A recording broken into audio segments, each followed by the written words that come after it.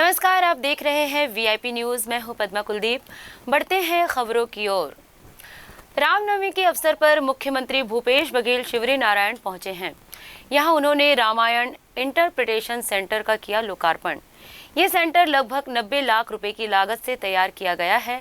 इस सेंटर में रामायण कालीन घटनाओं को पेंटिंग्स के जरिए प्रदर्शित किया गया है। भावी पीढ़ी को रामायण काल की जानकारी देने के लिए इसे विकसित किया गया है। इस सेंटर में है पर्यटन सूचना केंद्र और कैफेटेरिया भी बनाया गया है। मुख्यमंत्री यहां राम वन गमन पथ के तहत किए गए विकास कार्यों का लोकार्पण कर प्रदेश को बड़ी सौगात दी है। इससे पहले उन्होंने खरोद के लक्ष्मणेश्वर मंदिर में पूजा अर्चना की। वहीं रामनवमी के अवसर पर मुख्यमंत्री भूपेश बघेल का पूरा दिन आज राम दरबार में बीता है। रायपुर के दूधाधारी मठ में राम दरबार के दर्शन करने के बाद चंदखुरी स्थित कौशल्या माता मंदिर का दर्शन सीएम बघेल ने किया। इस मौके पर गृह मंत्री ताम्रध्वज साहू, नगरीय प्रशासन मंत्री शिव कुमार डहरिया, छत्तीसगढ़ राज्य गौ सेवा आयोग के अध्यक्ष महंत राम सुंदर दास समेत कई श्रद्धालु मौजूद रहे। रायपुर दूधाधारी मठ में दर्शन करने के बाद मुख्यमंत्री भूपेश बघेल ने देश और प्रदेश वासियों को रामनवमी की शुभकामनाएं दी।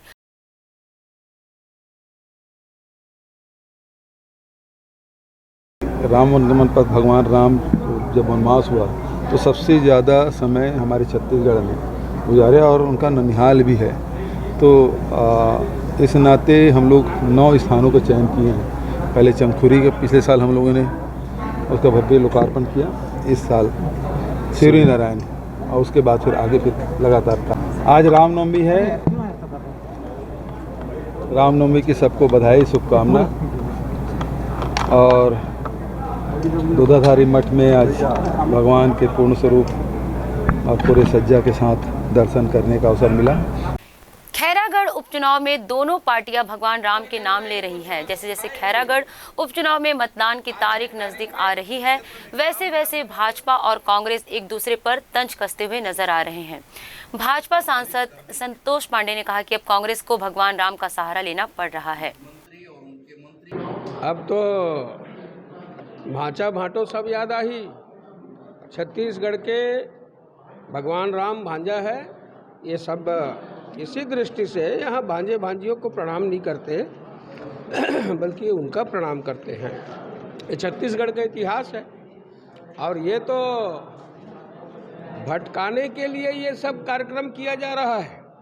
कोशिश है कि यहाँ की जनता छुई खदान खैरागढ़ की भटक जाएगी, किंतु भटकने वाली नहीं है। दिवंगत विधायक देवव्रत सिंह की पत्नी विभा सिंह ने खैरागढ़ उपचुनाव को लेकर कहा है कि कांग्रेस ने महिला उम्मीदवार यशोदा वर्मा को प्रत्याशी बनाकर बहुत अच्छा किया है। विभा सिंह ने प्रेस क्लब में कहा कि उन्होंने कभी भी कांग्रेस या किसी दल से टिकट नहीं मांगा और न ही कभी सरपंचों को लेकर राजनीतिक प्रदर्शन किया है। बोलना था मुझे कि एक तो खैरागढ़ में महिला प्रत्याशी को बना करके महिलाओं को सम्मान दिया गया। दूसरा ये था कि राजा साहब के नाम का चौराहा और उदयपुर में उनकी बड़ी आदमकद मूर्ति लगनी, जो मेरे दिल की इच्छा थी वो पूरी हुई। मुझे खुशी हुई थी जिस दिन मैंने सुना था। मैं दिल्ली में थी, तब से मेरा मन था कि मैं आऊँ और ये करूँ। और सीएम साहब बहुत बिजी हैं, नहीं तो मैं पर्सनली मिल के उनको करती। और तीसरा मुझे उनसे अनुरोध था कि वो जलाशय का नाम, जो बाबा सिद्ध करके जलाशय है, उसका नाम राजा देवव्रत सिंह का नाम दें। अपने आप को दूर रखा क्यों? क्योंकि सर मैं राजनीति से ही दूर हूँ। मैं राजनीति से दूर हूँ क्योंकि आप लोग ये चीज़ याद करिए ना कि उनके इलेक्शन लड़के जीतने के बाद कभी मैं निकली कहीं पे नहीं निकली, तो मैं उस चीज़ से दूर हूँ। मैं कहाँ, मैं उनके डेथ के बाद इतना हमारे घर में जो कुछ हंगामा हुआ, लोगों ने बाहर से आके लोगों ने टिकट के लिए कोशिश किया और मैं उसी घर में रह के मैं तो कभी एक बार भी नहीं गई टिकट मांगने किसी भी पार्टी से। कोई भी तरीके की नेतागिरी मैंने नहीं की। जो लोग मेरे घर पे आए उनसे मैं मिली। जोगी जी के लोग, जो हमारे पुराने लोग थे, वो आए, हम सबसे मिले थे, लेकिन हम घर से बाहर नहीं निकले थे। ना हमने टिकट मांगा, ना हमने कोई ऐसी कोई बात दावेदारी कहीं करी नहीं। एक बड़ी घोषणा की गई है सीएम साहब के द्वारा जिला बनाने को लेकर के, उस पर क्या? ये तो बहुत ही खुशी की बात है, बहुत ही अच्छी बात है। और सीएम साहब शायद ये करते अभी इलेक्शन के टाइम करते ही, या कुछ उनका प्लान रहा होगा, तो ये तो बहुत अच्छी बात है। इसके लिए बहुत खुशी। ये भी एक तरह की श्रद्धांजलि है हमारे पति को। आइए अब लेते हैं एक छोटा सा ब्रेक।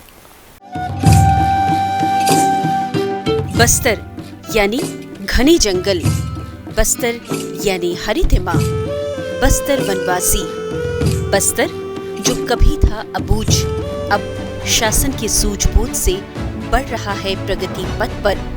बस्तर प्रगति के कई स्तर, देखिए बस्तर की हर खबर अब वीआईपी न्यूज पर। ब्रेक के बाद एक बार फिर आप सभी का स्वागत है। रायपुर के तिल्दा इलाके में शादी समारोह के दौरान एक युवक की हत्या किए जाने का मामला सामने आया है। दरअसल शादी में डीजे पर डांस करने को लेकर विवाद शुरू हुआ था और देखते ही देखते ये विवाद इतना बढ़ गया कि डांस कर रहे युवक थानेश्वर साहू की हत्या कर दी गई। मामले में कार्यवाही करते हुए तिल्दा पुलिस ने 4 लोगों को हिरासत में लिया है।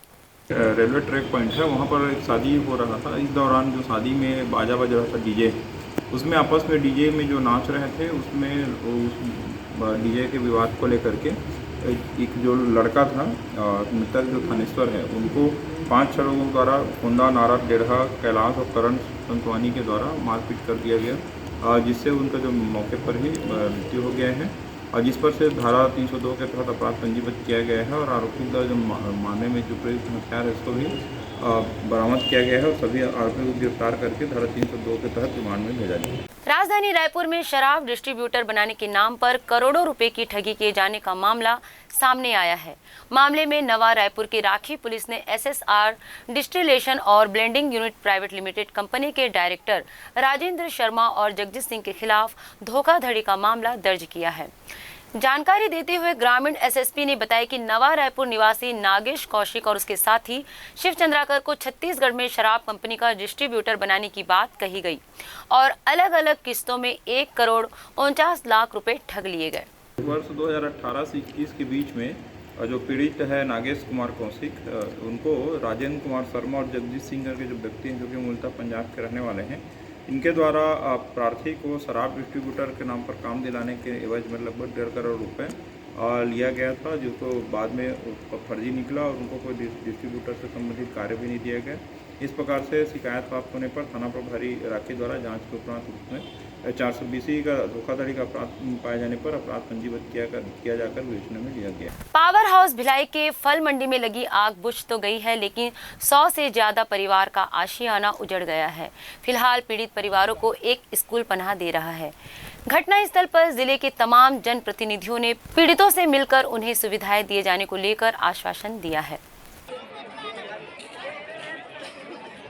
यदि राहत मिले, अस्थायी कैंप इस्टेब्लिश करने के लिए नगर निगम को निर्देश दिए हैं और सभी जो नुकसान हुआ है उसके आकलन करने के लिए राजस्व की टीम अभी यहाँ मौके पर उपस्थित है। कोशिश ये है कि जो भी नुकसान हुआ है उसको हम लोग ज़्यादा से ज़्यादा भरपाई कर सकें। शासन के जो RBC 6/4 के तहत जो गाइडलाइन है, जिसके तहत आगजनी की स्थिति में जो मुआवजा दिया जाता है उसका भी आकलन करने के लिए निर्देश दिए जा चुके हैं, क्योंकि लोगों को अभी जो अनाज और राशन है और इसके अलावा जो कपड़ा और जो दैनंदिन आवश्यकता की चीज़ें हैं उसका भी जल के नुकसान हुआ है। तो इमीडिएटली हम लोग इसकी व्यवस्था करने के लिए महिलाओं के लिए और बच्चों के लिए और पुरुषों के लिए कपड़े की भी व्यवस्था करने के लिए निगम का निर्देश दिए जा चुके हैं। सोए थे और पीछे से मतलब वहाँ से आग लगी और कान में हम लोग जब लगी आग तो हम लोग को समझ में नहीं आया क्या हुआ। अचानक अपने बाल बच्चे अपने परिवार को लेके सर निकले। इसमें बहुत संपत्ति थी हमारी, क्या न क्या था, मतलब उसमें सब कुछ मतलब जल कर खाक हो गया। तो हमारे पास कुछ बचा हुआ नहीं है, हमारे पास कुछ संपत्ति नहीं, हमारे पास अब समझ लीजिए 1 रुपया रहने का कोई ठिकाना नहीं है। रायपुर शहर को प्लास्टिक मुक्त बनाने के लिए नगर निगम द्वारा बेहद खास पहल की जा रही है। दरअसल शहर के शास्त्री बाजार में एक काउंटर खोला गया है। यहाँ प्लास्टिक के कैरी बैग जमा कराने पर नाश्ता दिया जाता है। देखिए एक रिपोर्ट। नगर निगम और महिला स्व सहायता समूह की सहयोग से शुरू किए गए इस फूड बैंक को लोगों द्वारा अच्छा रिस्पांस भी मिल रहा है। इस फूड बैंक में प्लास्टिक जमा कराने वालों को गर्मा गर्म समोसे और पोहे का नाश्ता कराया जाता है। 2 से 3 दिनों के भीतर ही अब तक करीब 15 से 20 किलो पॉलीथीन इकट्ठा कर नगर पालिका को सौंपा गया है। स्व सहायता समूह की महिलाओं ने बातचीत के दौरान बताया कि निगम और उनकी टीम की कोशिश है कि राजधानी रायपुर को पॉलीथीन मुक्त बनाया जा सके।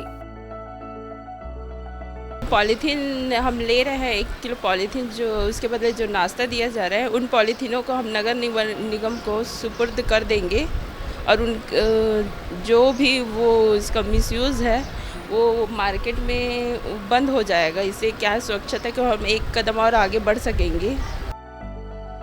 प्लास्टिक के दुष्प्रभाव से वैसे तो सभी परिचित है, लेकिन इसके बाद भी इसके इस्तेमाल में कमी नहीं आ रही है।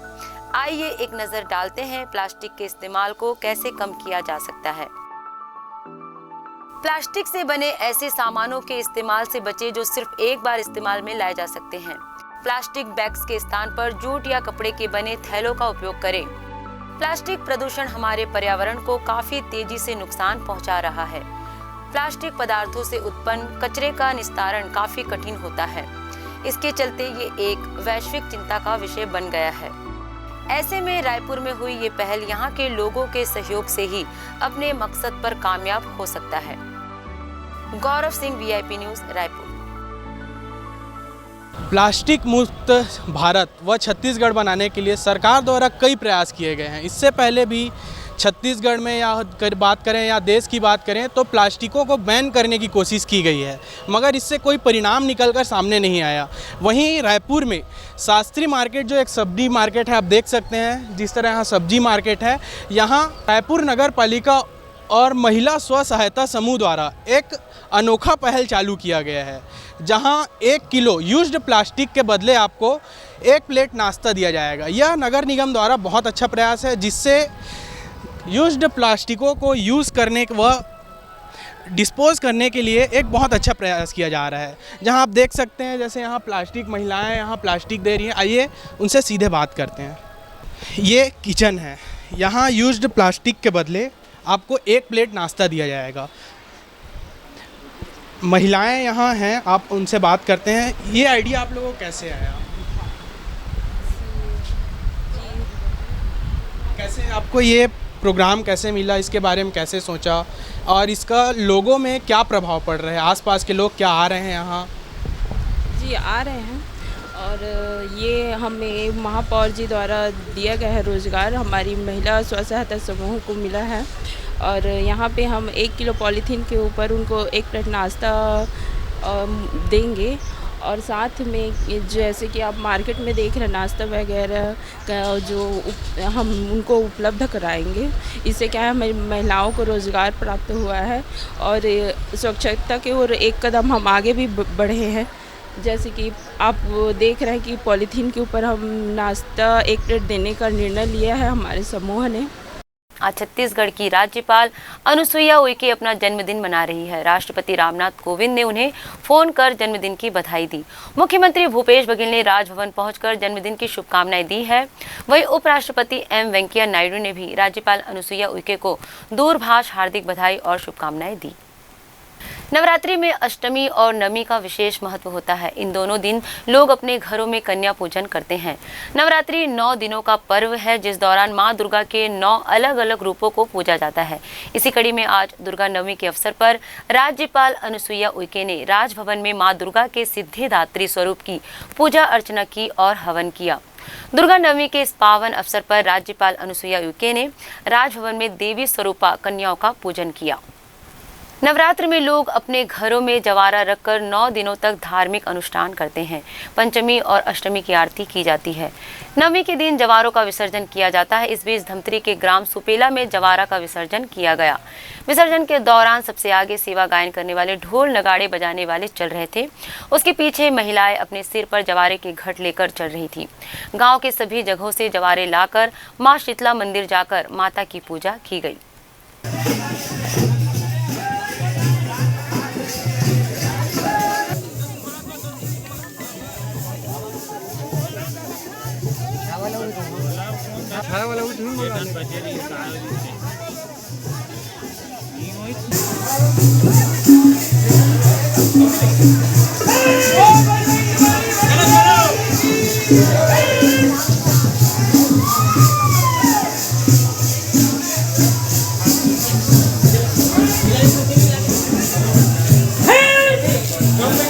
देश भर में आज रामनवमी का त्योहार बड़े ही धूमधाम से मनाया जा रहा है।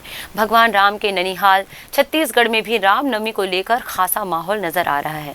राजधानी रायपुर के सभी राम मंदिरों में सुबह से ही बड़ी संख्या में भक्त अपने भगवान का दर्शन करने पहुंच रहे हैं। इन मंदिरों में आज अनेकों आयोजन भी रखे गए हैं।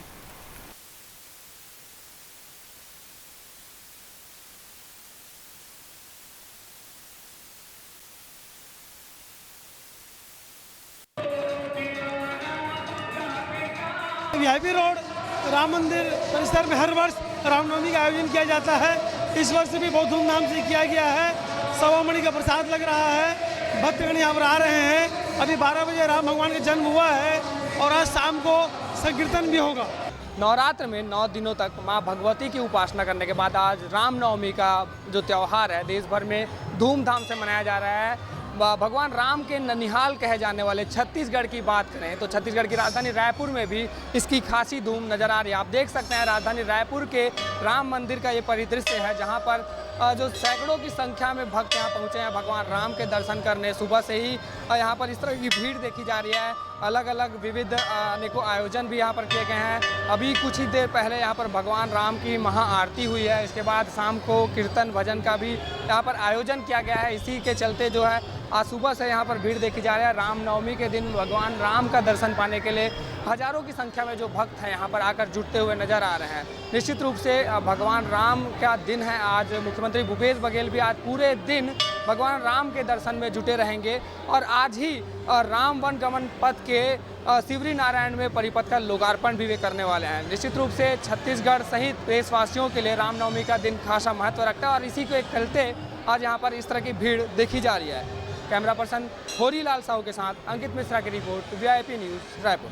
बेमेतरा जिले के बेरला ब्लॉक के ग्राम हरदी में जन कल्याण समिति और समस्त ग्रामवासी हरदी की ओर से भगवान श्री राम की शोभा यात्रा निकाली गई, जिसमें भगवान श्री राम को रथ में पूरे गांव का भ्रमण कराया गया।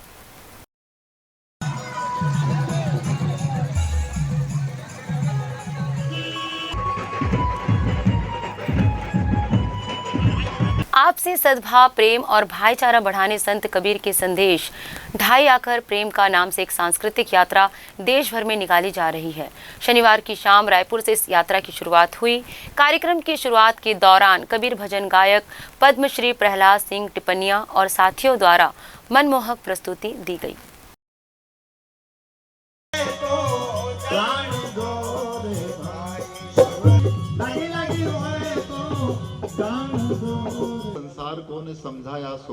रायगढ़ के मिनी स्टेडियम में जिला स्तरीय अधिकारी और पुलिस की टीमों के बीच क्रिकेट मैच का आयोजन हुआ। ये मैच सद्भावना मैच के रूप में खेला गया, जिसमें पहली टीम कलेक्टर 11 और दूसरी टीम SP 11 थी। कलेक्टर 11 में कलेक्टर समेत जिले के सभी वरिष्ठ अधिकारी टीम में मौजूद थे। वहीं दूसरी तरफ SP 11 में पुलिस अधीक्षक समेत सभी पुलिस के वरिष्ठ अधिकारी टीम में उपस्थित थे। मैच के खत्म होने के बाद सभी खिलाड़ियों को कलेक्टर और पुलिस अधीक्षक के हाथों पुरस्कार दिया गया। आज सद्भावना क्रिकेट मैच का आयोजन, जिसमें कलेक्टर 11 SP 11 द्वारा ये मैच खेला गया और इसमें कोई जीत हार नहीं है। ये सभी एंजॉय के लिए आते हैं। सभी लोग यहाँ पे एंजॉय करते हैं। इससे सभी को जानने का भी मौका मिलता है। सभी को हम मिलते हैं, सभी को देखते हैं, उनके साथ खेलते हैं तो हम ज़्यादा अच्छे से समझ पाते हैं। हाँ, SP और कलेक्टर 11 में आज सद्भावना मैच हुआ और सभी ने मिक्स होकर टीम बनाई है, सभी विभागों ने मिक्स करके। और बहुत दिन से जो कोरोना के कारण खेलकूद की गतिविधियाँ बंद थी, तो इसकी एक शुरुआत है ये और बहुत ही रोमांचकारी रहा और सभी का जो टैलेंट है वो सामने आया। मुझे लगता है लगातार इस तरह के मैच होते रहे तो हमारे जो आपस में जो टीम है और मजबूत होगी। आइए अब देखते हैं कार्यक्रम सुभाष की बात। नमस्कार दोस्तों, आज हम सबके पालनहार, सबके आराध्य भगवान राम जो बहुतों की वैतरणी पार करते हैं, बहुत सारी राजनीतिक पार्टियां जिनको अपने साथ रखना चाहती हैं, ऐसे भगवान राम की बात करना चाहते हैं। राम सबके हैं। दरअसल हमारे जीवन मरण में, हिंदू मैथोलॉजी में या हम हिंदू जीवन दर्शन में कहें तो राम राम हम एक अभिवादन के साथ करते हैं और जब कोई व्यक्ति का निधन होता है तो उसकी शव यात्रा में भी राम नाम सत्य है ये जय घोष करते हुए व्यक्ति को ले जाते हैं। अंततः हम देखते हैं कि राम सबके अपने अपने राम हैं, परंतु राम सबके हैं। वो सबरी के भी हैं तो किसी बड़े व्यक्ति के हैं, परंतु राम किसी एक व्यक्ति, दल या समुदाय का कॉपीराइट नहीं है। राम एक जीवन शैली है, राम एक मर्यादित आचरण है। तुलसीदास जी के शब्दों में कहें तो जाकी रही भावना जैसी, प्रभु मूरत देखई तिन तैसी। राम वाल्मीकि के भी हैं, वो तुलसी के भी हैं, और देश के लाखों लाख कथावाचकों के भी हैं, रामायण मंडलियों के भी हैं। राम अयोध्या के हैं तो छत्तीसगढ़ के भी हैं। जिस भव्यता से अयोध्या में राम मंदिर बनाया जा रहा है, उसी भव्यता और भक्तिभाव से छत्तीसगढ़ में राम वनगमन परिपथ का निर्माण हो रहा है। पहले चरण में छत्तीसगढ़ के 9 स्थानों को विकसित किया जा रहा है, जिसके तहत सबसे पहले माता कौशल्या की जन्मस्थली चंदखुरी को विकसित किया गया। वहीं अब एक प्राचीन नगरी शिवरी नारायण को भूपेश सरकार बिल्कुल नए रूप में तैयार कर रही है। रामनवमी के अवसर पर ये विकास कार्यों की शुरुआत जो है मुख्यमंत्री करने जा रहे हैं, लोकार्पण करने जा रहे हैं। इस अवसर पे जो रामायण मंडलियां हैं, उनकी गायन प्रतियोगिता 3 दिन की आयोजित की गई थी, और मानस गायन की इस जो राज्य प्रतियोगिता, उसमें जो मंडलियां पहले स्थान पे आ रही हैं उनको 5 लाख, दूसरे स्थान पे आ रही हैं उनको 3 लाख, और तीसरे स्थान पर आ रही हैं तो उनको 2 लाख। छत्तीसगढ़ में भगवान राम की गाथा गाने का रामायण मंडली का लंबा खासा चलन है। शिवरी नारायण में जो मानस प्रतियोगिता आयोजित हुई, उसमें 25 जिलों की मानस मंडली के 350 कलाकारों ने हिस्से लिया। छत्तीसगढ़ में गांव-गांव में रामायण मंडलियां हैं। राम हमारी एक जीवन शैली भी है, राम हमारे जन जन में बसे हैं। मर्यादा पुरुषोत्तम भगवान राम के नाम पर पिछले 100 सालों में आपस में बांटने की कुत्सित कोशिशें हुई है। श्री राम के आदर्श से परे उनके नाम का इस्तेमाल एक तरह से धार्मिक कट्टरता के लिए होना आम बात सी हो गई है। उनके लिए अल्लामा इकबाल का ये शेर, राम के वजूद पे हिंदुस्तान को नाज अहल ए नज़र समझते हैं उसको इमाम हिंद, एक जवाब है। दरअसल छत्तीसगढ़ के मुख्यमंत्री भूपेश बघेल इस समय छत्तीसगढ़ की संस्कृति और विरासत में सैकड़ों साल से मौजूद राम को फिर से स्थापित करने का बेहद प्रभावशाली जो प्रयास कर रहे हैं, वो एक धार्मिक प्रयास से अलग हटकर है। करीब 2200 किलोमीटर के राम वनगमन पथ परिपथ की अवधारणा जो है वो इसी से आती है, क्योंकि ये ऐसा माना गया है, चूँकि ये कौशल्या की नगरी, इसको दक्षिण कौशल भी कहा जाता है, ये राम का ननिहाल भी माना जाता है, राम को यहाँ का भांजा माना गया है। इसीलिए यहाँ पर कहीं ना कहीं राम राज्य की इच्छा को मन में रखकर राजा का जो बड़कपन है, नहीं वो कर्तव्य है, कुछ इस तरह के भाव से यहाँ पर इस राम के ननिहाल को एक नई पहचान दी जा रही है। राम को सिर्फ अवतारी देवता मान लेने की परंपरा से हटकर उसको अपना भांजा, अपने परिवार का मानने की भी एक परंपरा यहाँ पर है। भगवान राम एक आदर्श राजा हैं और एक आदर्श पुत्र भी हैं, वो एक आदर्श पति भी हैं। तो कहीं ना कहीं अभी नए दौर में बार बार भगवान राम की और उनके साथ जुड़े हनुमान की बातचीत होती है, और मैनेजमेंट के पाठ में भी कई बार इसको शामिल किया जाता है। कोरोना जैसी महामारी के दौर में जब अर्थव्यवस्था पर बुरा असर पड़ रहा था, तब छत्तीसगढ़ में की सरकार ने उसी राम के आदर्श में, जिसमें सबरी के बेर भी शामिल थे और जिसमें गरीब जन की चिंता थी, गोबर जैसी चीज़ को खरीदा जिसको लोग समझते थे कि ये बेकार की है। तो कहीं ना कहीं लोगों के गले नहीं उतरी थी कि ये गोबर खरीदना, गोठान करना, गौपालन को बढ़ावा देना, नरवा गुरवा बाड़ी की बात करना, तो कहीं एक तरफ जो प्रगति के नाम पर एक नई आधुनिक दौड़ भी है, दूसरी तरफ गांव देहात गरीब की चिंता है। तो ये बात हो रही थी। दरअसल राम राज्य की जब कोई परिकल्पना करता है तो उसकी खासियत में सबसे पहले ये बात आती है कि उसकी प्रजा जो है वो खुशहाल हो। यदि राम राज्य में प्रजा खुशहाल नहीं है तो फिर किस राज्य में होगी। इसलिए जब भी आदर्श राज्य की बात होती है तो राम राज्य की बात होती है। छत्तीसगढ़ जहाँ की आबादी का 80% गाँव में और किसानी पर है, वहाँ पर अगर गांव के लोग खुशहाल नहीं होंगे, वहाँ जो वनवासी हैं, जो जिन वनवासियों का सहारा लेके राम ने लंका पे चढ़ाई की थी, अगर उनको बेहतर समर्थन मूल्य नहीं मिलेगा, उनकी चीज़ों को नहीं खरीदेंगे, वो आर्थिक रूप से सक्षम नहीं होंगे, तो राम राज्य की परिकल्पना केवल एक सड़क बनाने से नहीं होगी। तो छत्तीसगढ़ सरकार ने माइक्रो मैनेजमेंट के जरिए गांव-गांव तक पहुंचने की कोशिश की है और ये एक संवेदनशीलता दिखाई है कि किस तरह से हम एक राम राज्य की परिकल्पना जो करते हैं, हम केवल मूर्ति नहीं लगाते हैं, हम राम राज्य को लाना चाहते हैं। हम एक ऐसे राम राज्य की कल्पना करते हैं कि दैहिक दैविक भौतिक तापा राम राज्य काहू नहीं व्यापा। तो एक राम राज्य एक कल्पना है, राम राज्य एक सोच है, एक सपना है और एक राजा को राम की तरह होना चाहिए और राम के आदर्शों पे चलना चाहिए। तो उसी तरह की कोशिश जो है वो हमको यहाँ होती दिखती है। एक तरफ भगवान राम के वनवास का एक बड़ा समय छत्तीसगढ़ में गुजरा है और वो जहाँ जहाँ से निकले हैं ऐसी एक कल्पना है, क्योंकि भगवान राम तो सब सोचते हैं कि पूरे अगर हम भारत में जाएं तो बहुत जगह भगवान के पदचिन्ह की बात होती है, पर भगवान राम का एक बड़ा समय यहाँ गुजरा है ऐसा ये मानकर यहाँ पर जो परिपथ तैयार किया जा रहा है उसमें उसके काम का लोकार्पण आज होने जा रहा है। भगवान राम के जो भक्त हैं हनुमान जी, उनकी जयंती अभी तक मनाई जाती थी, पर अभी सोशल मीडिया पे कहा जा रहा है कि ये प्रकट उत्सव है और इस दिन हनुमान चालीसा का पाठ करने की एक व्यापक अपील हो रही है और अब राम के साथ साथ हनुमान का भी राजनीतिक उपयोग हो रहा है। हमारे कवि मित्र चिंतक ध्रुव शुक्ल कहते हैं कि रामायण में सीता धरती की तरह है जो जीवन के बीज रूप में राम से बिछड़ गई है। अगर यह धरती राम के पास नहीं लौटेगी तो सबके जीवन में राम रसायन सूख जाएगा। हनुमान जी इसी राम रसायन के ज्ञाता हैं। वे इसे सबके जीवन में बचाए रखने के लिए रामदूत होकर दुर्गम काज करने को तैयार हैं। अतुलित बलधाम हनुमान ये दुर्गम काज अपने बल बुद्धि और विद्या से ही संभव कर दिखाते हैं। हनुमान पवन पुत्र हैं। निस्वार्थ वायु ही तो सबके हृदय को सबके प्रति स्पंदित करती है। हनुमान के हृदय में राम ऐसे ही बसते हैं। हनुमान जी कोई राजनीतिक सत्ता नहीं है।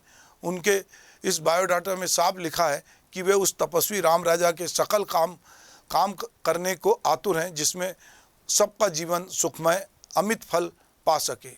राम राज में हनुमान को कोई पद नहीं चाहिए। तो ऐसे हनुमान को लेकर भी इधर बातचीत हो रही है, राम को लेकर भी बातचीत हो रही है। तो हम ये देख रहे हैं कि लगातार राम को लेकर कहीं ना कहीं एक अलग तरह की बातचीत हमारे समाज में हो रही है और राम का जो रूप जो चाहे राजा रवि वर्मा ने बनाया हो, चाहे वाल्मीकि ने बनाया हो, चाहे तुलसीदास ने बनाया, वो जो एक सौम्य रूप था वो धीरे धीरे एक आक्रामक रूप में उनकी मूर्ति को उनको धनुष के साथ खड़ा जगह जगह पोस्टर जो दिखते हैं वो कहीं ना कहीं राम की एक आक्रामक छवि बताते हैं, जबकि राम की छवि एक मर्यादित छवि है।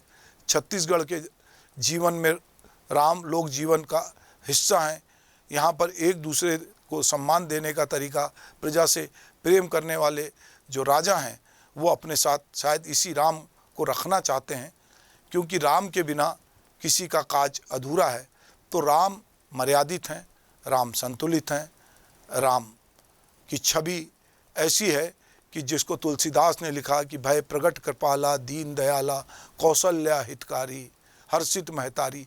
तो ऐसे राम की छवि को छत्तीसगढ़ में राम वन परिपथ गमन के माध्यम से एक उभारने की कोशिश है। जगह जगह जो राम नामी लोग हैं वो और जो राम को मानने वाले हैं, सबके बीच राम सबका भला करने वाले राम हैं।